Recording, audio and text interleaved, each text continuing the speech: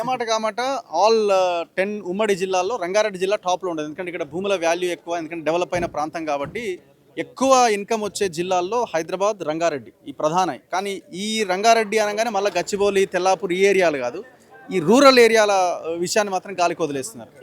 CPM రాష్ట్ర కార్యదర్శి John Wesley గారు ఉన్నారు, ఒకసారి మనం మాట్లాడదాం. సార్ నమస్తే. నమస్తే. ఏం గమనించినారు సార్ మీరు, మీ పార్టీ 19 మంది ప్రాణాలు కోల్పోయారు. ప్రమాదం చూస్తే అత్యంత భయంకరమైన దృశ్యం. అక్కడ మన రోడ్డు ప్రమాద ప్లేస్కి స్పాట్కి వెళ్తే ప్రభుత్వం చాలా ఫాస్ట్గా మొత్తం అన్ని వాహనాలు పెడుతున్నది, ఎవరింటికి వాళ్ళని బాడీ పంపిస్తున్నది.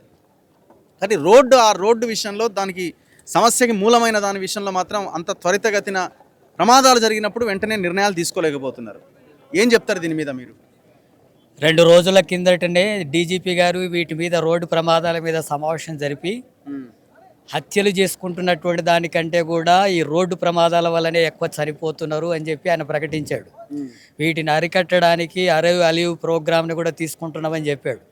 మరి ఆ ఘటన చెప్పినప్పుడు కూడా మరుసటి 2వ రోజే ఇక్కడ దారుణమైనటువంటి యాక్సిడెంట్ జరిగి 19 మంది చనిపోయారు. ఇంకా ప్రమాదకర స్థితిలో ఉన్నటువంటి స్థితి ఉంది. ఈ రోడ్డు 3 సంవత్సరాల క్రిందటే ఇది 4 లైన్ రోడ్డు వేయాలని చెప్పి మంజూరు అయ్యి ఉంది, డబ్బులు కూడా మంజూరు అయ్యి ఉన్నాయి. మరి ఎందుకు వేయడం లేదు, ఎందుకు ఆ పని జరగలేదు? అది ప్రభుత్వం యొక్క వైఫల్యం వల్లనే ఇలాంటి యాక్సిడెంట్లు జరుగుతున్నాయి.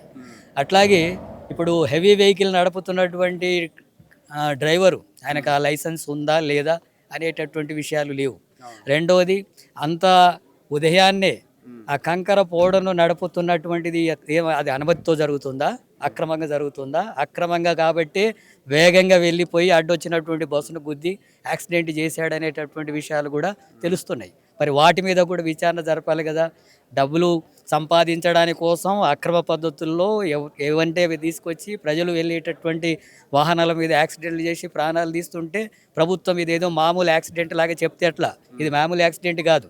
అక్రమ పద్ధతుల్లో రవాణా చేస్తుంటే, అట్లాగే హెవీ లైసెన్స్ లేని వాళ్ళు నడుపుతుంటే, అది కూడా రహస్యంగా నడిపేటటువంటి దాంట్లో భాగంగా ప్రజలు వెళ్ళేటటువంటి బస్సును గుద్ది యాక్సిడెంట్